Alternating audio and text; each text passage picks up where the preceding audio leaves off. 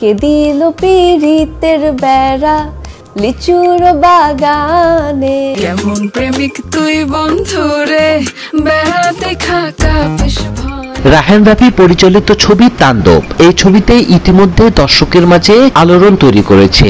এই ছবিতে অভিনয় করেছেন মেগাস্টার সাকিব খান ও সাবিলা নূর।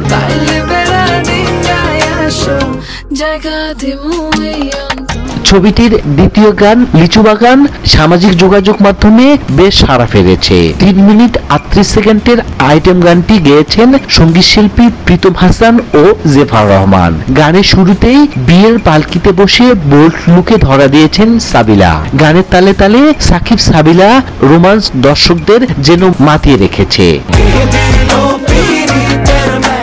কে দিল পিরিতের বেড়া লিচু বাগানে গানটি প্রকাশ্যে আসতেই কমেন্ট বক্সে নেটিজেনরা বেশ প্রশংসা করেছেন। একজন লিখেছেন সাকিব খান মানে সুপারস্টার, সবসময় নতুন কিছু উপহার দেন। আরেকজনের কথায় পুরো গ্রাম বাংলার ঐতিহ্যবাহী রিলিক্স তুলে এনেছেন দারুণ। ভালোবাসি দূর থেকে তোমাকে।